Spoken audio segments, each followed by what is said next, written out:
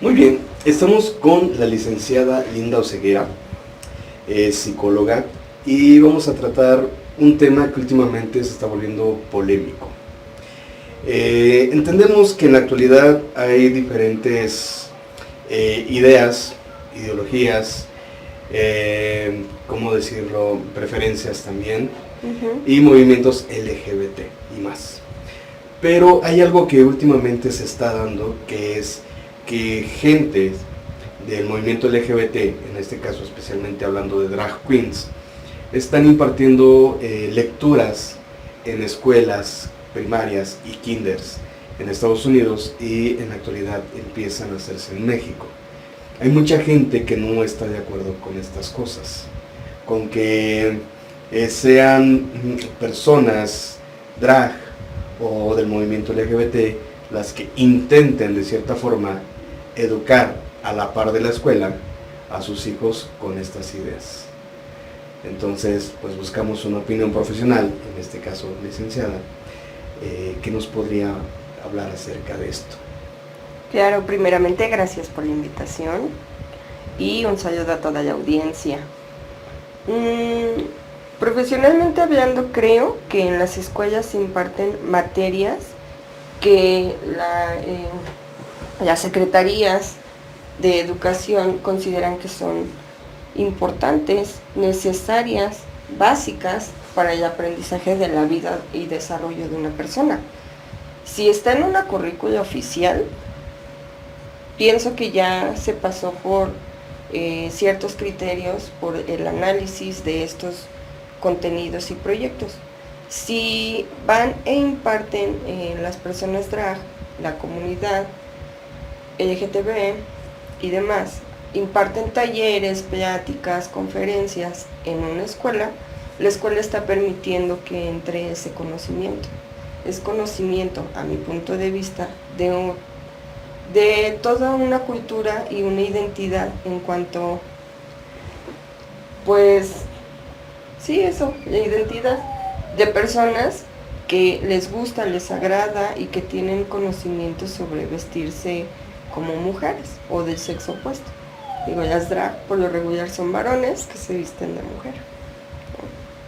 Que como ya lo mencionamos hace un momento en la charla que teníamos en el segmento, no necesariamente tienen que ser gays para ser drag.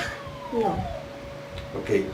Hay muchos padres que no están de acuerdo, y hay incluso videos en TikTok donde mencionan que la escuela es solamente para educar o para inculcar conocimientos profesionales, que la cuestión tanto sexual como de orientaciones, eso depende de la familia, que ellos saben en qué momento, si se los hacen saber, si no, a los hijos, ¿no? En un momento adecuado, en una edad adecuada.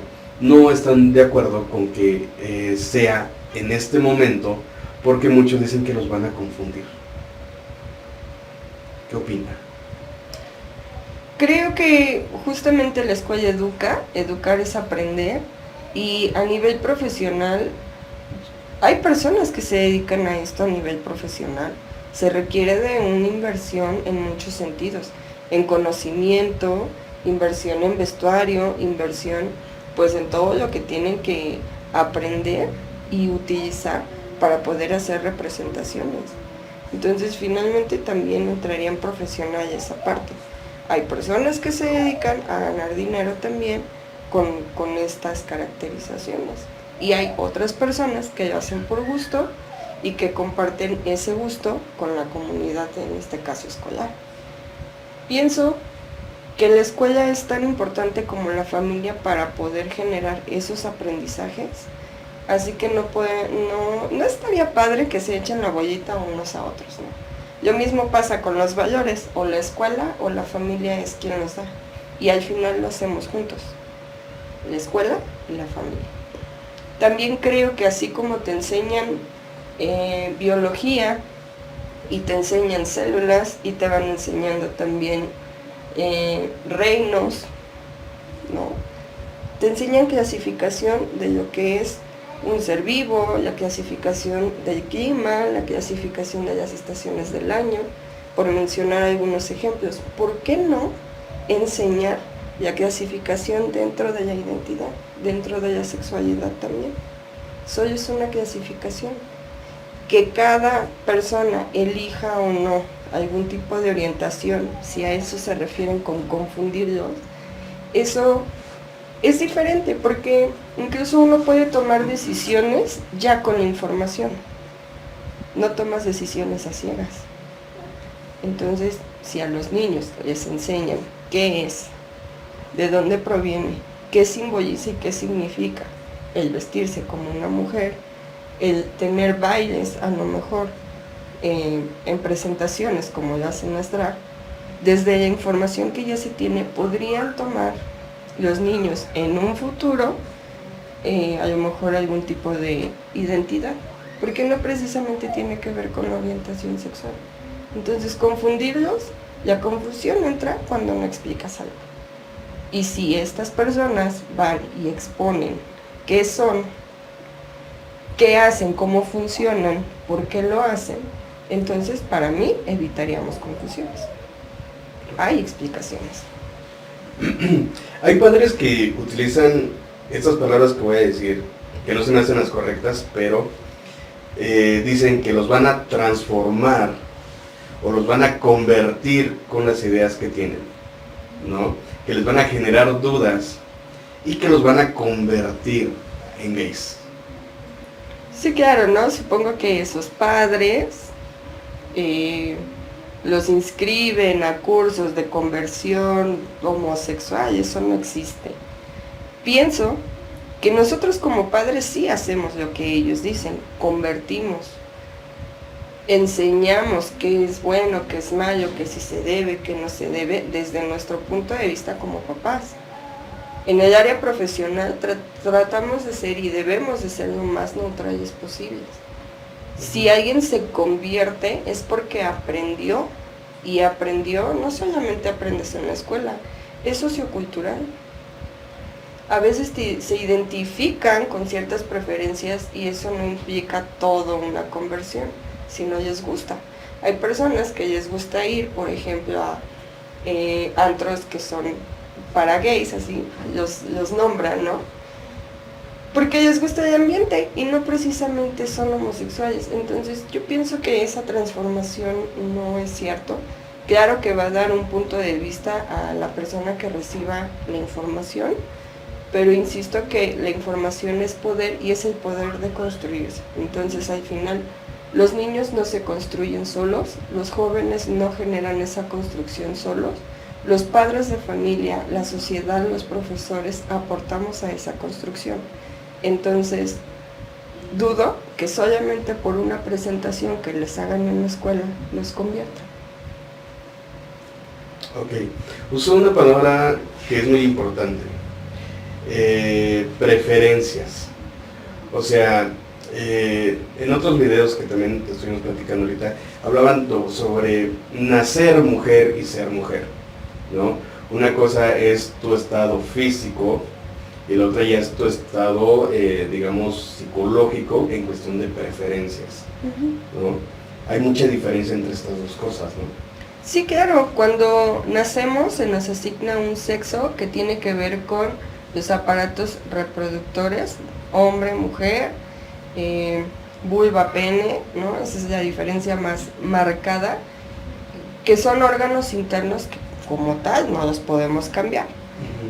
Y el ser o aprender a ser mujer tiene una carga sociocultural.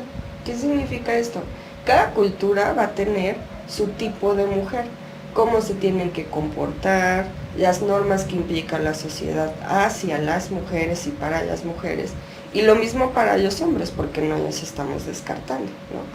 Pero en el ejemplo que me das, construir una mujer significa que te van llenando de estos ideales, que también te van guiando cómo te debes comportar, qué cosas debes de pensar, qué cosas no debes de permitir, y entonces generamos una construcción, pues incluso hasta de un tipo de personalidad.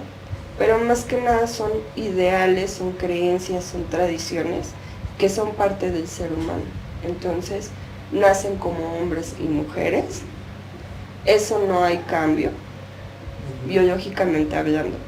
Y en pensamiento pueden identificarse y preferir comportarse generacionalmente o tradicionalmente o culturalmente como un hombre o como una mujer. Y esto sí va a cambiar dependiendo del país, ¿no? En México, pues somos un poco más conservadores, tradicionales, y estos temas todavía son tabú, porque la tradición es ser hombre y un hombre masculino, macho, o ser mujer y una mujer muy delicada, suave, dulce. Si rompemos con alguno de estos esquemas, podemos ser mal vistos. Entonces, imagínate, con las drag, totalmente rompen con esos esquemas, pues bueno, yo creo que también un poco de miedo, ¿no?, al cambio. Es aquí donde viene la frase muy sonada, donde soy una mujer atrapada en el cuerpo de un hombre y viceversa. Así. Sí, es muy común. Pues considero que mucho tiene que ver con la identidad. Te identificas con lo que te hace sentir bien, a gusto, con lo que te hace sentir tú. Hay muchos varones que les gusta la cocina, y si bien los chefs son socialmente aceptados porque son profesionales que guisan, un varón que guisa en su casa suele ser violentado, por ejemplo.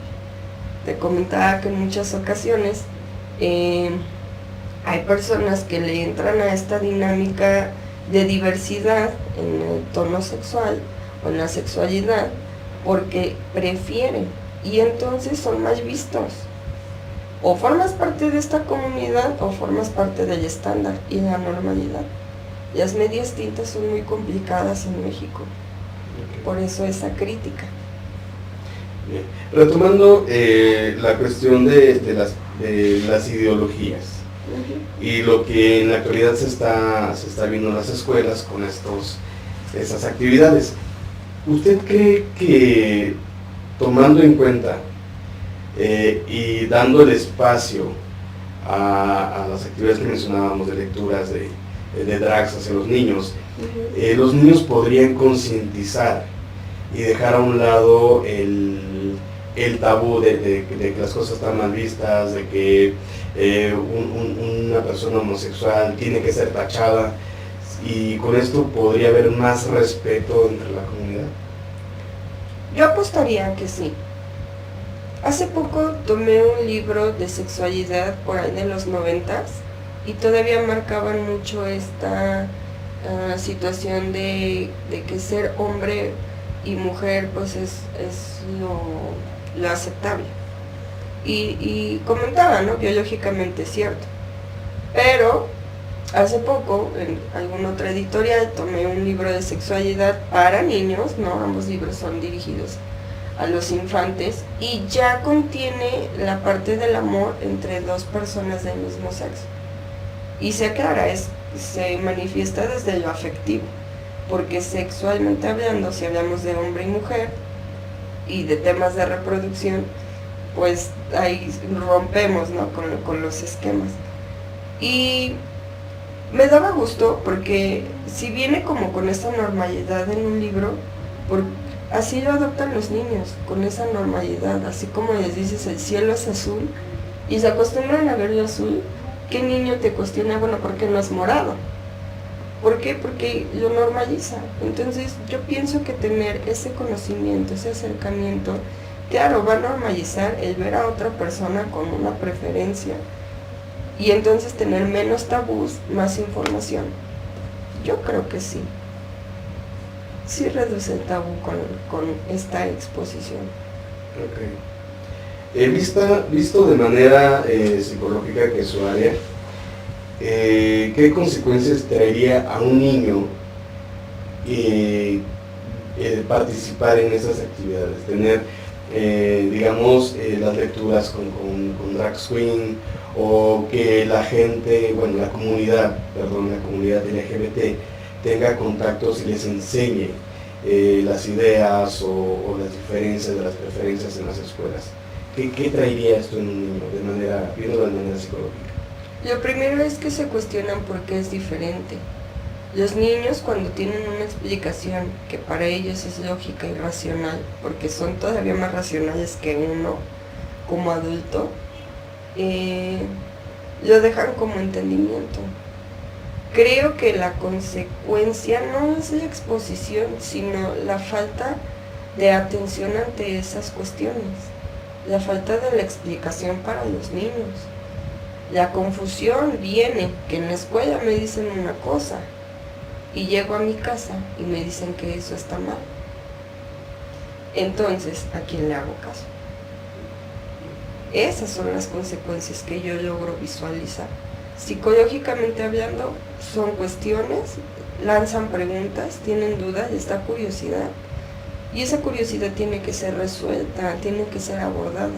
Y lo ideal sería que tanto los padres como la escuela, como la comunidad, tengan la misma información para dar.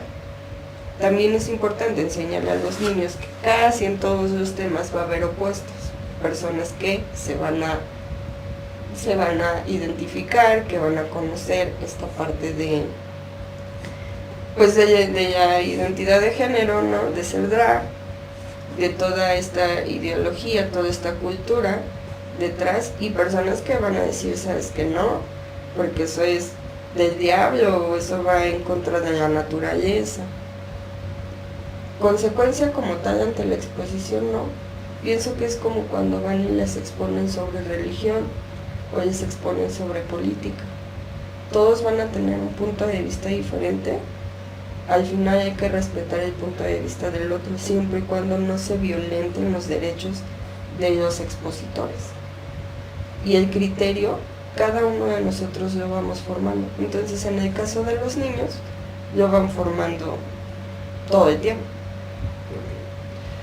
¿Cómo debemos manejar, en cuestión de padres de familia, esta actividad o estas ideas? Menciona, la escuela nos dice una cosa, en la casa los padres nos dicen otra, el medio que nos rodea, los amigos, la sociedad, conocidos, y principalmente con los niños, porque estábamos hablando que a veces son muy curiosos, ¿no? Son curiosos. ¿Cómo podríamos tratar esto para no confundirlos? Que muchos tienen esa idea. Para empezar, creo que el tema se aborda de acuerdo a la edad del niño. A los niños de 4, 5, 6, 7 años no les vas a hablar sobre la homosexualidad, no solamente como preferencia, sino como un acto sexual, un acto de coito, ¿no? Porque son temas de los cuales en ese momento la madurez de su cerebro más la información que tienen como niños no te van a entender, o te lo van a entender pero no es la edad adecuada para explicarlo. ¿Por qué? Porque los adultos, por ejemplo, y haciendo esa comparación, las personas que son sexualmente activas ya conocen sobre ese tipo de sexualidad, y si a ellos les explicas te van a entender porque ya tienen esa experiencia y esa madurez. De entrada, los temas se tienen que adaptar a la edad de la población y elegir qué es lo que se les expone, porque pienso como los padres de familia tendrán miedo a que se les expongan temas que no son acordes a su edad. ¿Qué si les puedes enseñar a un niño? No ese tipo de sexualidad, sino por ejemplo qué es, de dónde proviene el vestirse como mujer.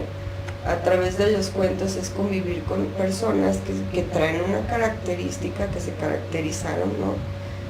Y eso es lo que aprenden. ¿Qué es? ¿Por qué? ¿Por qué les gusta? Y se acabó. Cuando son más grandes ya podemos a lo mejor comenzar a tener temas en torno a la sexualidad de otro tipo, como la identidad, como el género, como esta parte de las preferencias sexuales. Y todavía más grandes ya podemos a lo mejor hablar de la sexualidad de otro tipo. Pero en el caso de las drag, no precisamente tienen que ver con una sexualidad de intimidad, sino es una experiencia o una tradición de vestirse de mujeres porque les gusta, porque representa algo, porque se sienten libres así.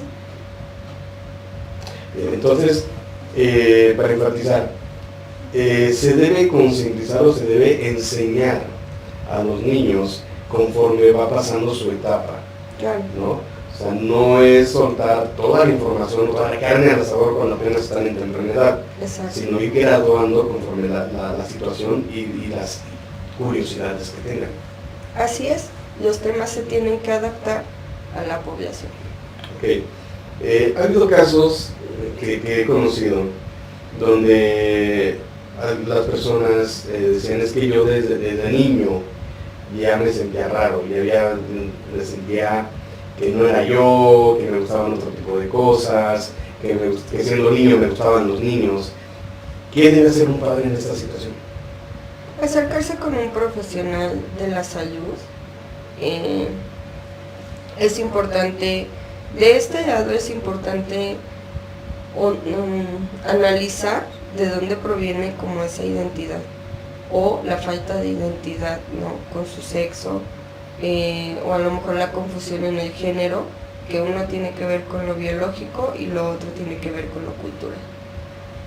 Hace poco veía un video, ¿no? En donde una persona pues fue obligada por su abuelita, por dar un ejemplo rápido, a vestirse como mujer, como niña. Y pasa el tiempo, adopta este gusto e incluso recordaba a la abuela y lo hacía o se vestía como mujer por eso. Ahí es una implicación muy personal el por qué se vestía de mujer, que le recordaba a la abuelita ya afinada. ¿Quién introduce pues esa práctica? La abuelita. En cada caso, la causa va a cambiar. Es un poco complicado generalizar. A veces solamente les gusta porque es bonito, porque se sienten libres. A veces sí tiene que ver con una implicación psicológica de un trauma, de un abuso o de dinámicas familiares que no son claras. Y eso no quiere decir que toda la población tenga un trauma. A veces se identifican con, a veces sí proviene de una distorsión cognitiva, de problemas familiares, de dinámicas que ellos suelen ahí sí confundir, porque estamos hablando de muchos años de implicaciones donde los niños no deciden, los obligan, ¿no? Entonces, el ejemplo que les comparto es uno de muchos casos que aquí en consulta podemos revisar. Lo ideal es acercarse a un profesional. ¿Para qué? Para que les brinden las herramientas adecuadas tanto a los familiares, los padres, los tutores, como a los niños, y construir una personalidad sólida.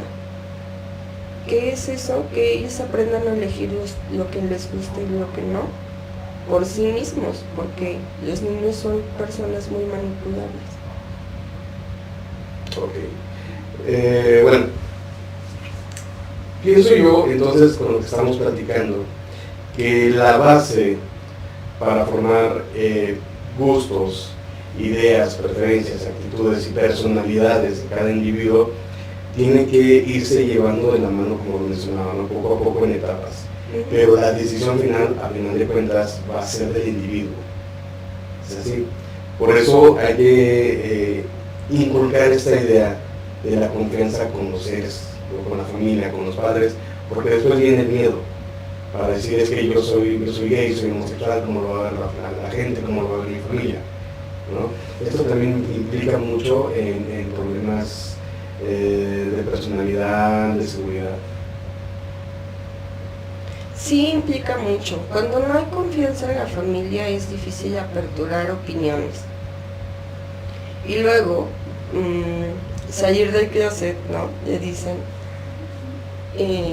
evidenciar, compartir que yo tengo una preferencia que es diferente a todos los demás.